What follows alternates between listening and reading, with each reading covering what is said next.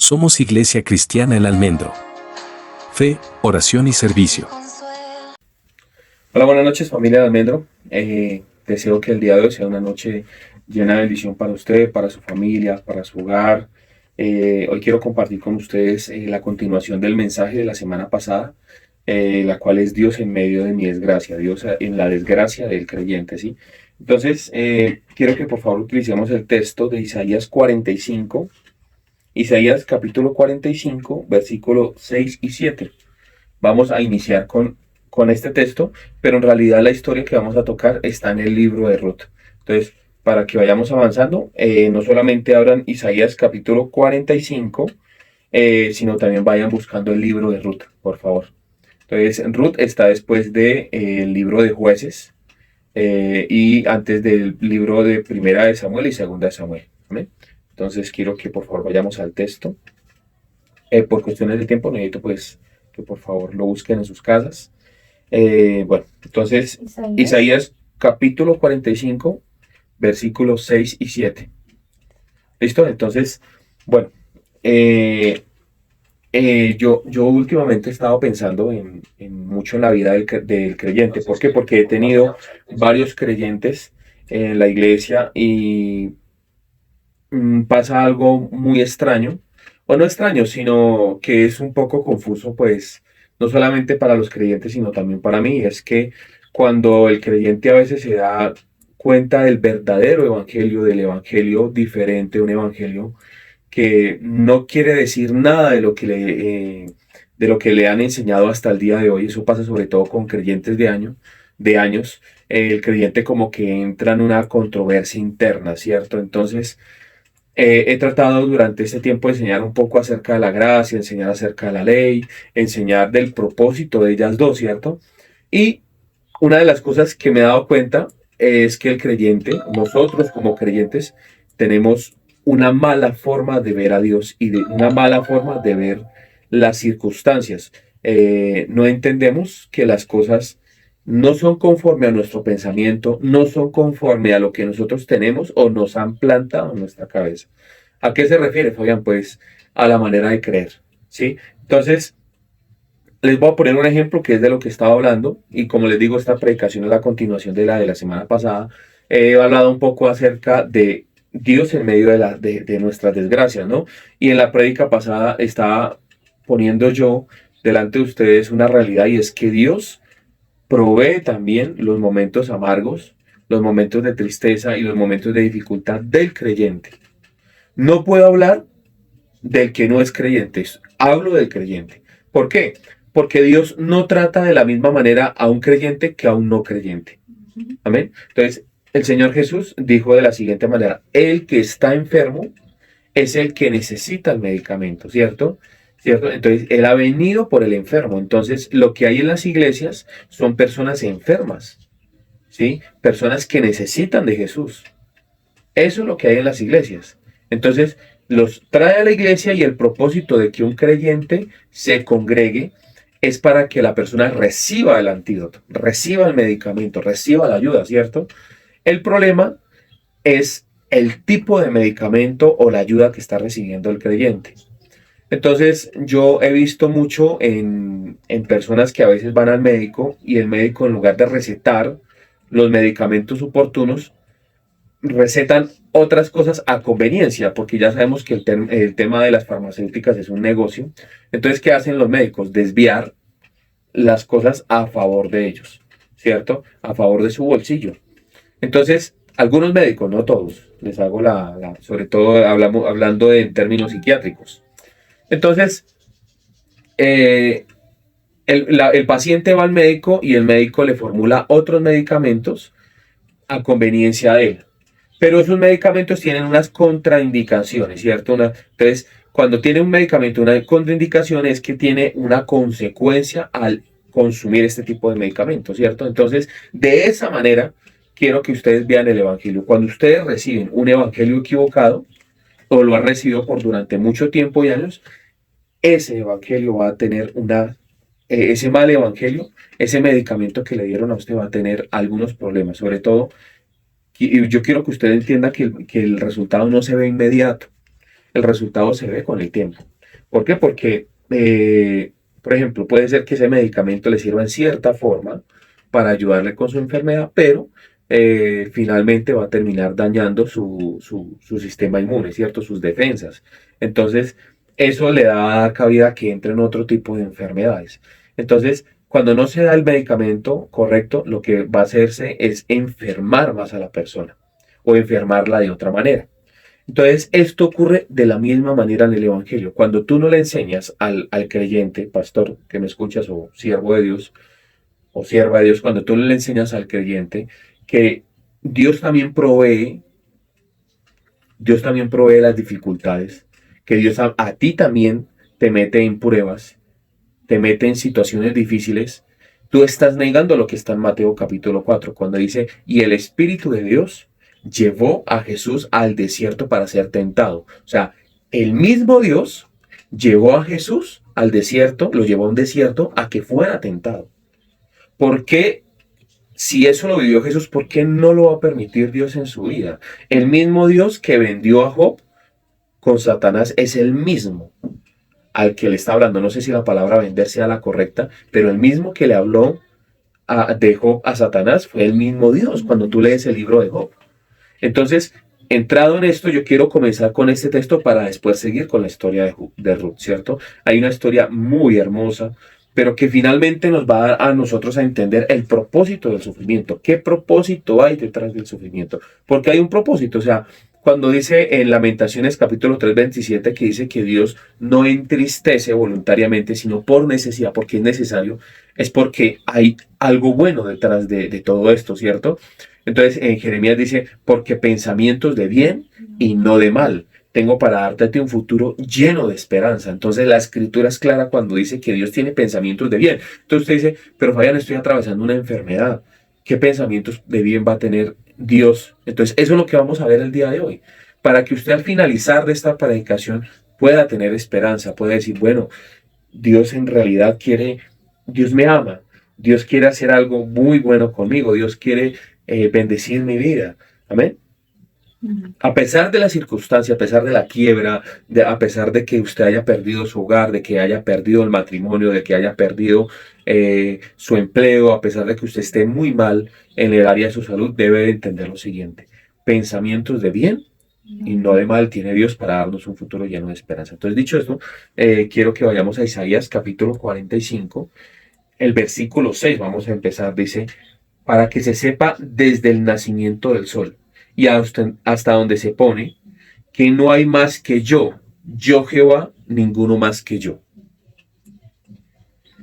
que formo la luz y creo las tinieblas, que hago la paz y creo la adversidad. Yo Jehová soy el que hago todo esto.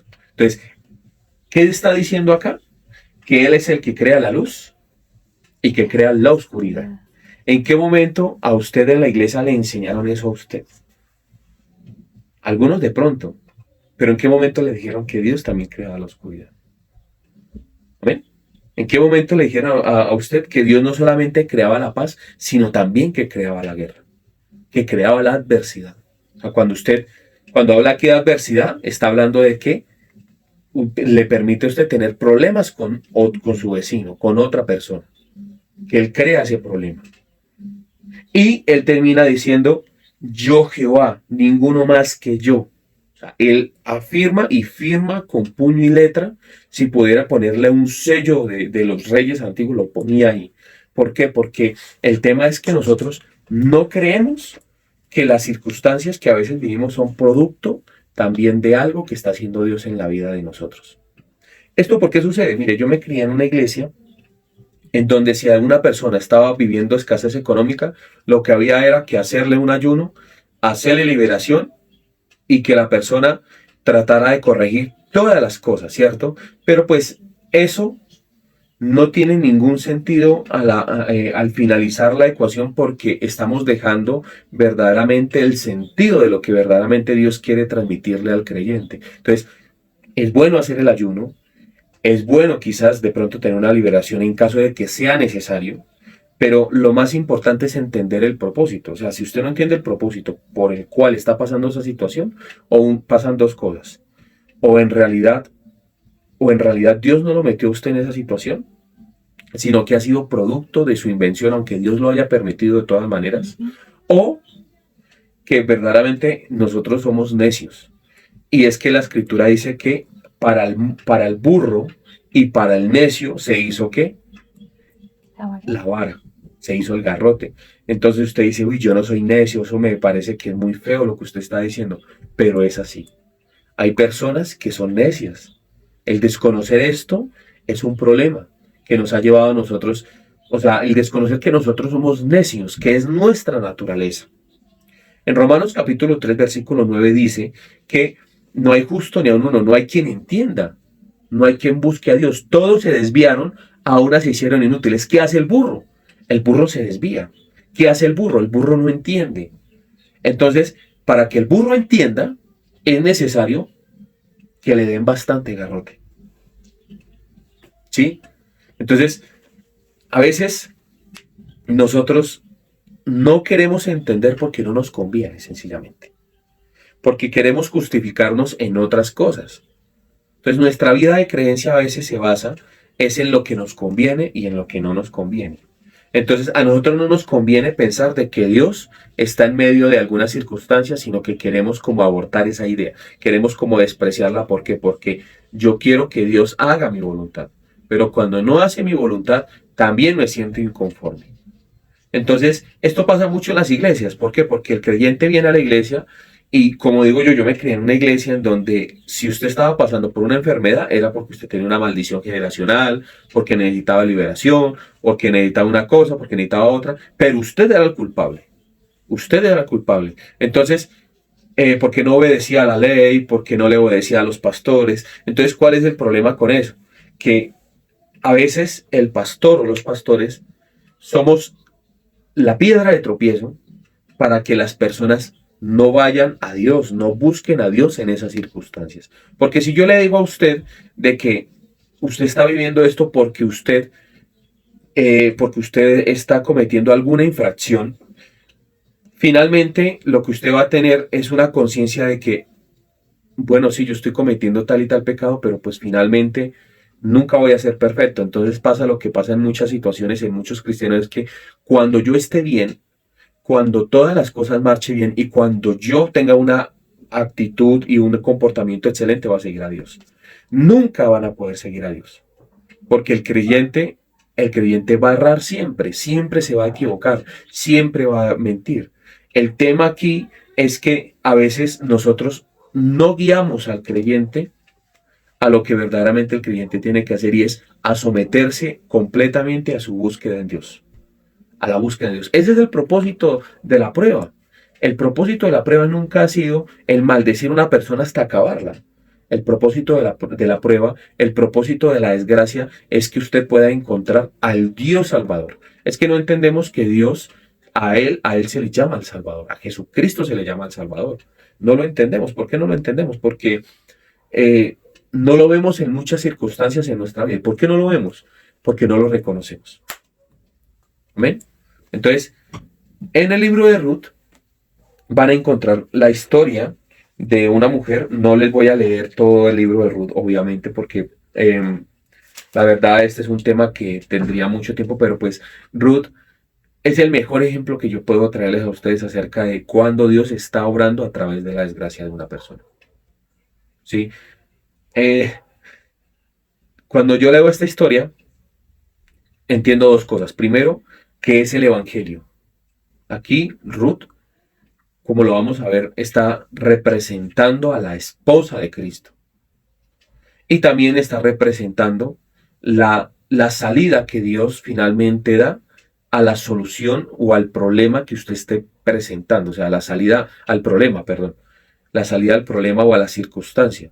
Entonces, vemos aquí que dice que aconteció en los días que se gobernaban a los jueces que hubo hambre en la tierra. Amén.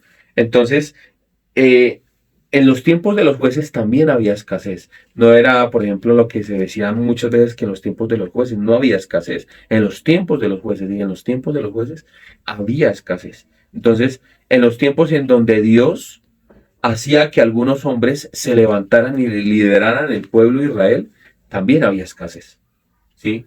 Entonces, eh, ¿por qué hablo yo de esto? Porque a veces creemos que eran gobiernos muy bellos, muy hermosos, que no habían problemas, que no habían situaciones, y en realidad en esos momentos habían momentos de mucha dificultad, había hambre, o sea, verdaderamente había hambre. No es como ahorita nosotros que podemos disfrutar de muchas cosas o que pues sencillamente con poco dinero podemos comprar comida.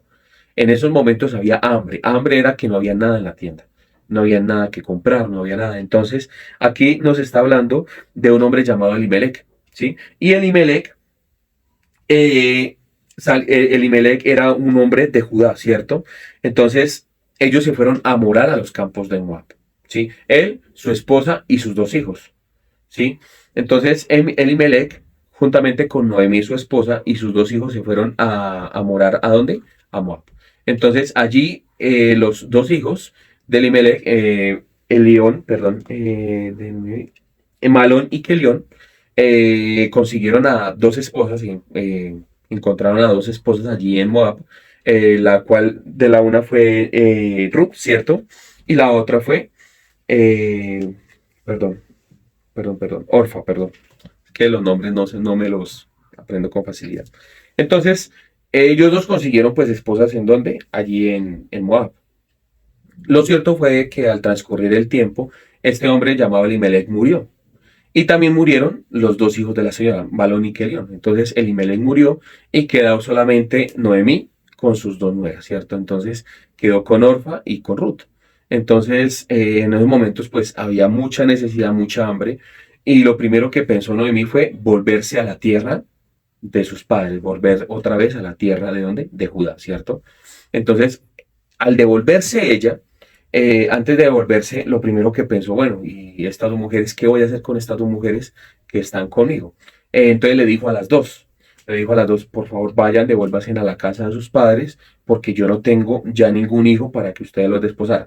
En el antiguo Israel se tenía como por costumbre de que si usted, por ejemplo, perdía, si usted daba un hijo en matrimonio a una chica, y ese chico moría, si el hombre moría, entonces la chica tenía que pasar a casarse con el otro hijo que aún quedaba, ¿sí? Entonces tenía que hacerse esto para preservar el nombre del difunto. Sí, era una costumbre, pero pues esta mujer ya no tenía más hijos, ya no tenía a nadie más, entonces, imagínense, esa es una desgracia, ¿no?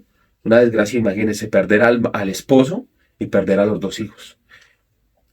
Antiguamente ellos eran los que trabajaban, las mujeres se dedicaban más al hogar, más a las cosas hogareñas, a hacer el almuerzo, a la crianza de los hijos, a, a muchas cosas, pero en el hogar. Los hombres eran los que se iban a dónde? A trabajar.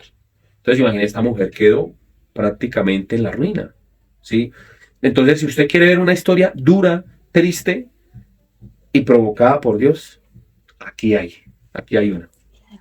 ¿Sí? Y la de Job, ¿no? Entonces yo decía, bueno, la historia de Job quizás para algunos está como algo trillada, ¿no? Como que, bueno, sí, el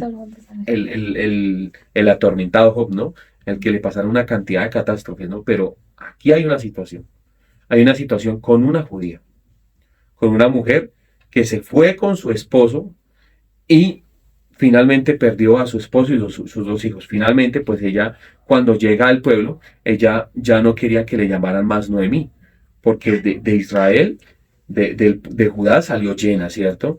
Entonces ella dijo, ya no me llamen Noemí, ahora llámenme Mara, ¿sí? Que significa vergüenza, ¿sí? Agrio, que significa, ¿cómo? Amargura, ¿sí?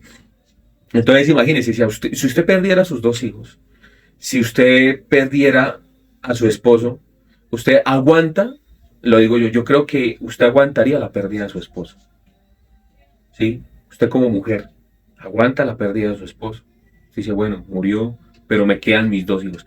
Pero perder un hijo es algo terrible para una mujer, ¿sí? Para una madre. Entonces yo quiero que usted se ponga a pensar qué pasaba por la mente de esta mujer. Yo lo que creo es que lo primero que pasaba por ella es, ¿por qué estoy viviendo esto? ¿Por qué estoy viviendo esta situación? En lugar de ser bendecida, estoy encontrando en mi vida, ¿qué? Desolación. Y ahora, no contento con esto, Dios me deja también a mis dos nueras.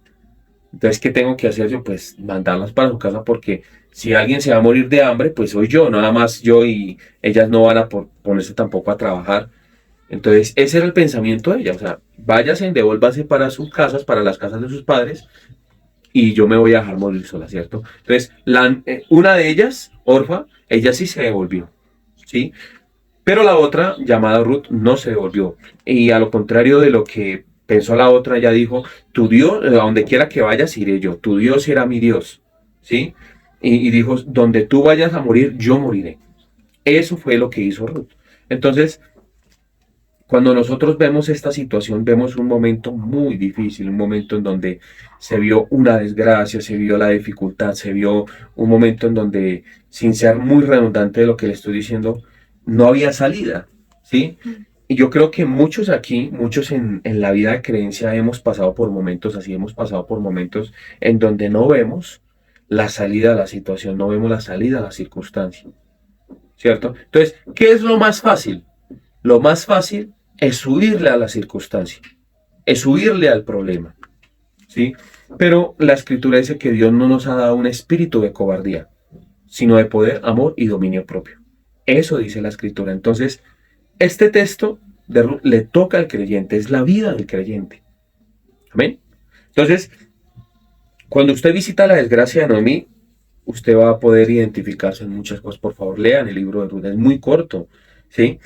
Y lo importante de todo esto es entender varias cosas. Entender que este texto le habla al creyente.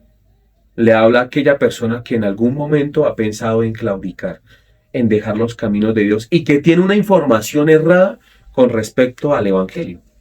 Amén. Entonces, hay algunas cositas puntuales que yo quiero que ustedes vean. Vamos a abrir el libro de Ruth. En el libro de Ruth, ya mencioné que habla el capítulo 1, ¿sí? Que es donde menciona la desgracia de Noemí y que Ruth se mantiene con su suegra. En el capítulo 2 vamos a ver algunas cositas.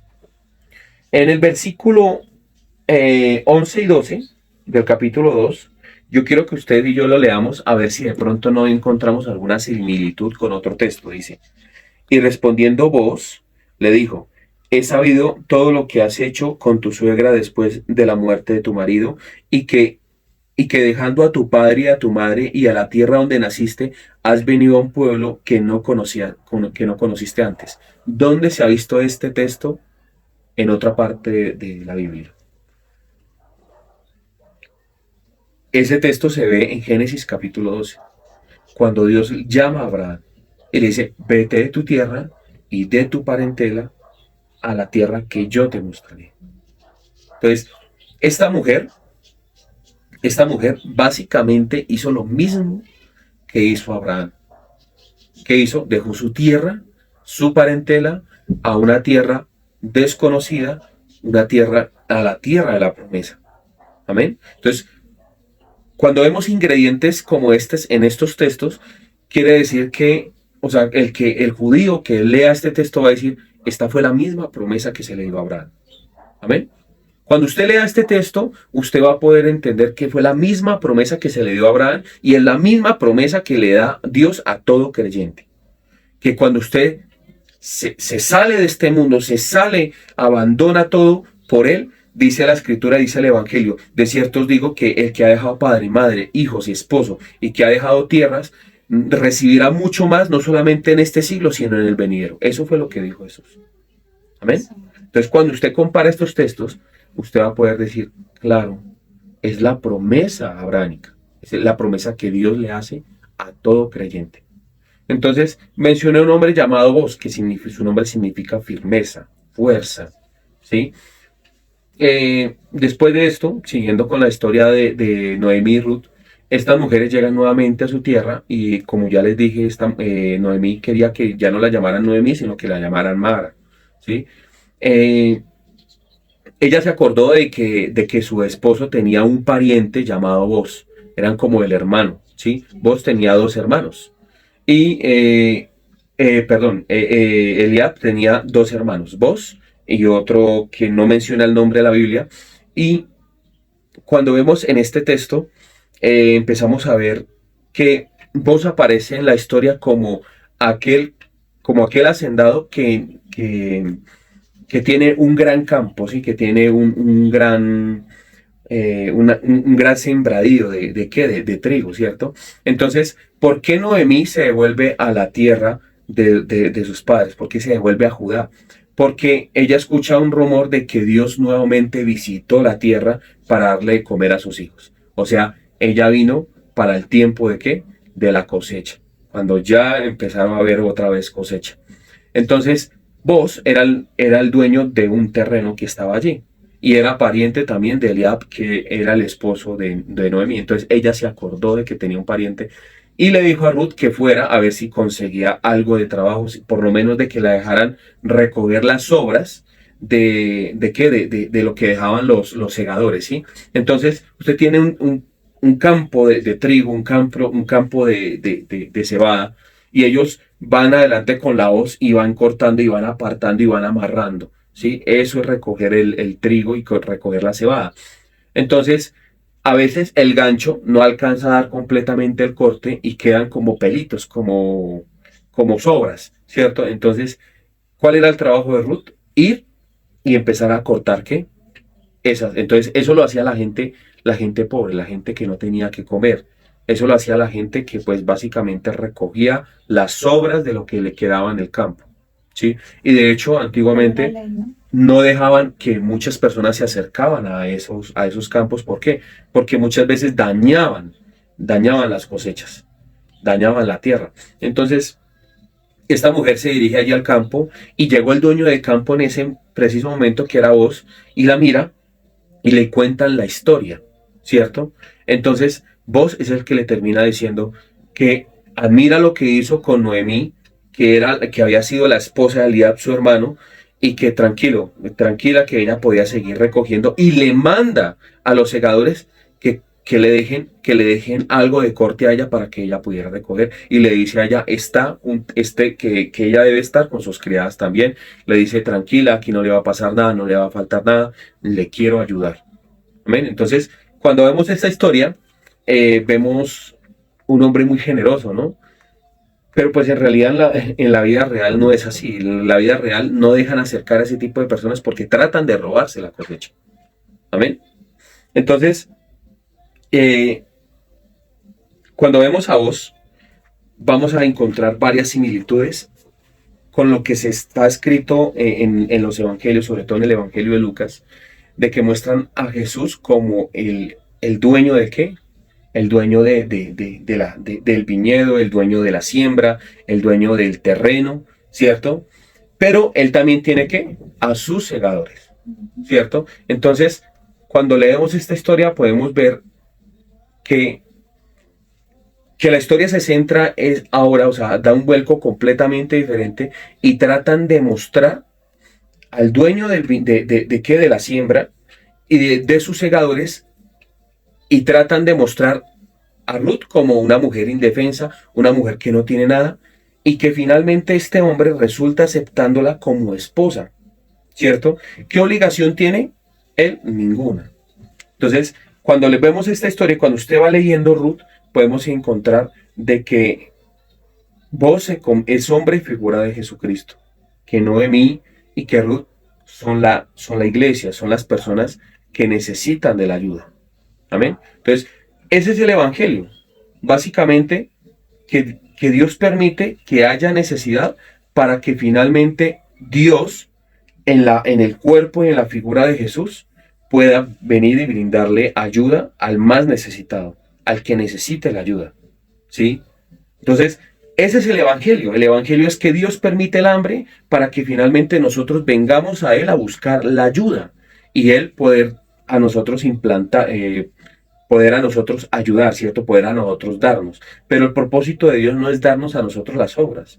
El propósito de Dios es que nosotros nos casemos con Él, que nosotros seamos la esposa de Él, ¿cierto?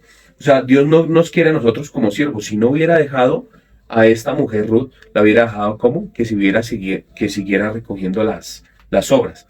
Antes de que ella fuera su esposa, pasaron varias cosas. Lo primero que pasó fue que Noemí se dio cuenta de que él era el hermano y que él le podía dar nuevamente como el apellido a Ruth, o sea, y que le podía dar ayuda por medio de su riqueza, ¿cierto? Entonces envía a Ruth en una noche en donde, qué curioso, ¿no? Él dice, le dijo Noemí a Ruth que fuera al campo, que allí iba a estar quién, iba a estar este señor Boz recogiendo la siega, iba a estar apartando iba a estar cortando en ese momento, trillando también la cosecha. Entonces, se hace de noche por muchas cosas, pero sorprendentemente, cuando mencionan el término de la noche es porque cuando va amaneciendo es cuando finalmente aparece la bendición, ¿cierto? Entonces, en la vida de ellos, en ese momento había mucha oscuridad, muchos problemas, muchas dificultades, pero pues finalmente este hombre llega en la noche y trata de apartar el trigo de la cebada en ese momento y empieza a trillarla. ¿Para qué? Para que finalmente, después de que él hubiera comido, esta mujer Ruth se le acostara ¿dónde? En sus pies, ¿cierto? Entonces, ¿qué hace Ruth? Cuando él está durmiendo, dice que ella viene, le descubre los pies, que eso también tiene un simbolismo y tiene un significado, y al descubrir los pies lo que hace ella es abrazarle los pies, tratar de calentarle los pies, ¿cierto? Y le descubre a ella, ella le descubre a él sus intenciones. Entonces las intenciones de ella, ¿cuál era? Que la aceptara como qué, como esposa, ¿cierto? ¿Qué puede simbolizar de que esta mujer se abrace a los pies de este hombre? ¿Se entiendes algo de eso, amor? Como cuando María también le echa el perfume a Jesús. Claro.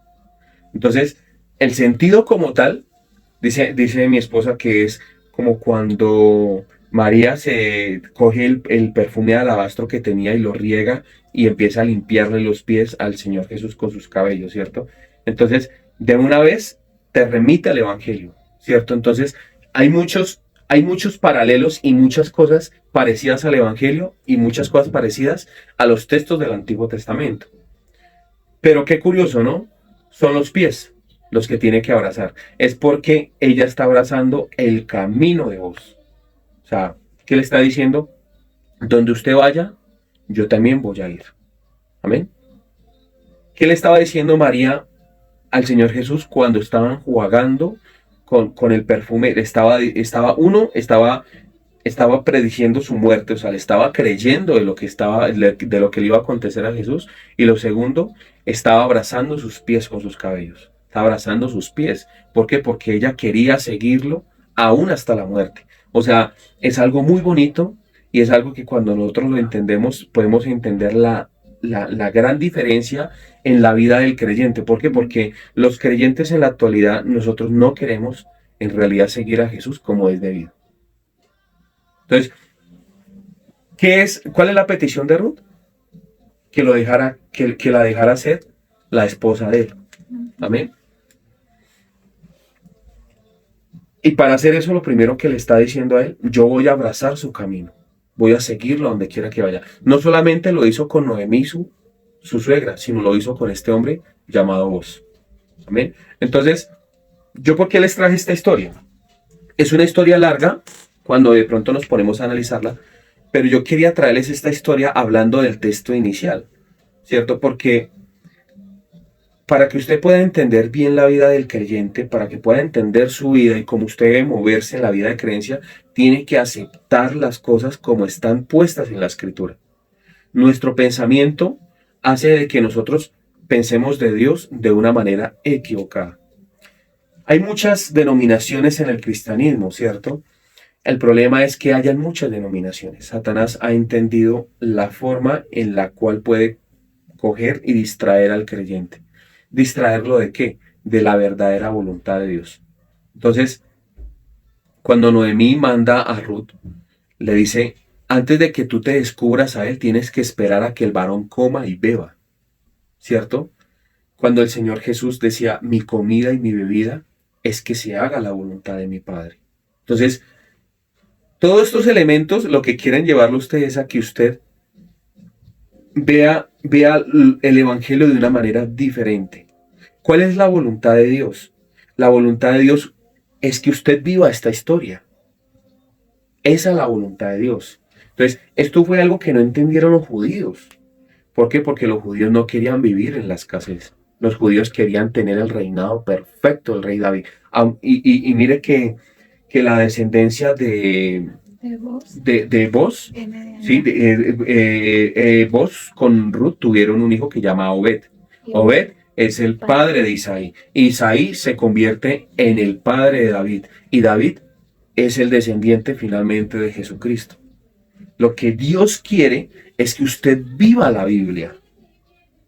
Ese es el sentido de la predicación. Es que usted viva la Biblia. De que usted al leerla se sienta confrontado. De que usted al leerla pueda ver su vida, pueda ver un espejo. La Biblia es el espejo que nos muestra a nosotros nuestra condición. Y que nos lleva a nosotros finalmente ¿a quién? A nuestro Salvador. Ese es el propósito. El problema es que el creyente en la actualidad no lee Biblia. Soy puntilloso con esto, pero mira, usted se puede molestar conmigo, pero si usted no lee Biblia, no es creyente, lastimosamente. Mire, me encantaría decirle a usted que con solamente que usted vaya por allá al culto y todo eso, de vez en cuando, pero no es creyente. El creyente tiene que leer la Biblia. ¿Por qué? Porque el propósito de la vida de creencia es que usted crea. Amén. Por eso es que en Hebreos capítulo 6 dice, porque el que se acerca a Dios, capítulo 11 versículo 6, perdón, dice, porque porque el que se acerca a Dios tiene que creer que le hay y que Él premia a los que le buscan. Entonces dice, pero sin fe es imposible que alguno agrade a Dios. De modo que el que se acerca a Dios crea que Él existe, que galardona a los que le buscan. Entonces, Dios lo que quiere es que usted le crea, que usted lo busque a Él con amor y temblor. De que haga lo que hizo Noemí. ¿Qué hizo Noemí? Se acordó de dónde ella venía y escuchó que Dios visitó de nuevo a su pueblo para darle pan. ¿Dónde estaban ellos? En tierra extranjera. ¿Qué hacía Eliab? ¿Qué hacía con Noemí y con sus dos hijos en otro lugar? Si estaban en el pueblo de Dios, estaban en donde Dios ponía a sus jueces y les daban de comer, donde Dios traía la provisión. Se podía morir de hambre todo el mundo, pero Dios proveía para su pueblo. Amén. Entonces, Dios proveía la necesidad para que el pueblo le buscara a Él.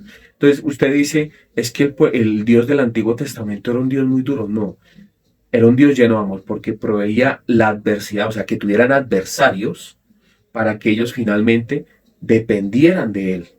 Ese es el Dios de la Escritura y es el Dios que no cambia, es el mismo Dios. El mismo Dios que le dio la promesa a Abraham.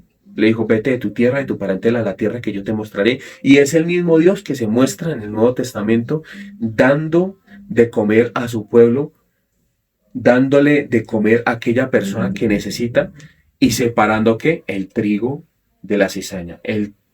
Separando, cortando el trigo y dándoselo de comer a quien al más necesitado. Entonces, cuando usted lee la Escritura, es necesario que usted vea las Escrituras de una manera objetiva. ¿Sí?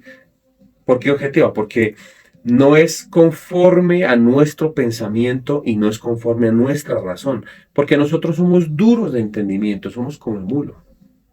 Nosotros necesitamos a veces de que Dios sea así con nosotros. Amén. Entonces, la Escritura dice que ninguna prueba, que ninguna dificultad al inicio es producto de felicidad ni de risa. Pero su final trae un final que lleno de esperanza, lleno de regocijo. A nosotros no nos gusta pasar la necesidad. ¿Por qué? Porque nosotros queremos depender de nosotros mismos. Entonces, el propósito como tal de lo que nosotros estamos hablando y de lo que nosotros estamos enseñando es tratar de acercar al creyente, tratar de mostrarle al creyente la vía correcta. Entonces, la vía correcta no es la vía que llevaba. Porque si usted se pone a ver la vida que llevaba, el camino que usted recorría es un camino completamente diferente al que Dios quiere que usted recorra. Porque cuando usted tenga necesidad, cuando usted esté pasando por momentos de angustia, de problemas, de momentos de intranquilidad, de incertidumbre, lo primero que usted tiene que tener en cuenta es que es fiel el que prometió estar con usted todos los días hasta el fin del mundo. Dijo, no te dejaré ni te desampararé. estaré contigo todos los días hasta el fin del mundo. Esa es la realidad del Evangelio. La realidad del Evangelio es que a pesar de las circunstancias, Dios está con nosotros. Entonces, pero a pesar de las circunstancias, o sea, que van a haber circunstancias. El pastoreo que hay ahorita es un pastoreo basado en las obras, en que si usted se porta bien, pues va a cosechar cosas buenas, pero yo veo que hay personas en el Evangelio que han tratado de portarse bien y no les va tan bien. Entonces, cuando no les va tan bien, los pastores a veces atacan, en lugar de coger y tratar de entender la situación y de orar, muchas veces de callar, porque no se trata de que usted como pastor trate de corregir la vida de la persona, sino que nosotros estamos puestos es para guiar, ¿sí? Yo no puedo corregir a nadie. Yo lo que tengo que hacer es guiarlo a usted a la palabra y decirle, mire, su historia y su vida es esto. Aquí está, ¿sí? Si usted está pasando por un momento de enfermedad, mire la enfermedad con los ojos bíblicos, con los ojos de la palabra. Si usted está pasando por momentos de escasez económico, mire su momento de escasez como se ve en el Antiguo Testamento, en donde Dios salvaba al pueblo de Israel de la hambruna, de la escasez, y él lo único que necesitaba era que el pueblo se inclinara nuevamente a él. Amén. Entonces, ese es el propósito con el cual yo he traído este texto. Mostrar de que Dios es el mismo que crea la adversidad, que crea el problema, que crea la dificultad, pero es el mismo Dios que le quiere abrazar a usted y le quiere decir a usted que no se preocupe, que Él está con usted. Ese es el propósito del Evangelio, no es otro. El propósito de la adversidad es que usted se humille delante de Él. Amén. Yo quiero que usted se ponga a pensar en lo siguiente. ¿Qué hubiera pasado donde Ruth no hubiera seguido a su suegra, ¿no? A Noemí? Donde no le hubiera dicho, donde quieras que vayas, yo iré contigo. Tu Dios será mi Dios. O sea, ella adoptó el Dios de Israel. Cuando usted viene al Evangelio, usted está adoptando al Dios de la Biblia, al Dios de la Escritura. Y usted está reconociendo a Dios como su Dios. Es necesario que entienda usted, amigo que me escucha, y yo que entendamos que Él es el Dios que nos ayuda, que obedece a nosotros conforme a nuestra fe. O sea, si usted se humilla, Él está obligado a bendecir a su pueblo. Porque Él juró por Él mismo que Él bendeciría a su pueblo, que nadie podría maldecir a su pueblo. Que los que trataran de maldecir al pueblo, Él no estaría con ellos. Entonces, si usted escucha hoy esta predicación y si usted tiene algún problema, es una voz de aliento que le quiero dar el día de hoy, diciéndole, no se preocupe por su necesidad, por su enfermedad, por eso. Preocúpese por buscar al Dios vivo, por hacer lo mismo que hizo Ruth. ¿Sí? Ir a la iglesia y congregarse. Noemí puede ser sombra y figura de la iglesia. ¿Qué fue lo que hizo Ruth? Decir, donde quieras que vaya, iré yo. Tu Dios será mi Dios. Esa es la voz que Dios quiere escuchar. La voz en donde ella sencillamente está sometiéndose al nuevo Dios, al nuevo régimen. Orfa, ella se devolvió para donde sus parientes. El dios de Moab era el dios de la guerra, ¿sí? Pero ella se fue y se devolvió para donde el dios de sus parientes. No abrazó el dios que tenía ¿quién? Noemí, sino ella se fue para donde el dios de sus parientes. Y a veces nosotros, en lugar de buscar a Dios, tratamos de buscar las cosas a través de ¿qué? De nuestro propio esfuerzo. Porque no encontramos otro método, no encontramos otra forma, sino la forma es buscar a Dios a través de nuestro intelecto, a través de lo que nosotros pensamos, queremos y pensamos que es correcto que se hagan las cosas a nuestra manera. Entonces espero que este mensaje le haya servido a usted, a su familia. Por favor compártalo, estamos a través de las redes sociales, por favor visítenos en Facebook, en YouTube y muy pronto en Instagram. Entonces les deseamos una feliz noche y que este fin de semana sea un fin de semana lleno de bendición para cada uno de ustedes. Bendiciones, shalom. Te invitamos a que nos visites en nuestras redes sociales, comentes, compartas y dale me gusta. Nos encuentras en Facebook como Iglesia Cristiana El Almendro, Instagram El Almendro Iglesia, YouTube Iglesia Cristiana El Almendro y TikTok Iglesia El Almendro.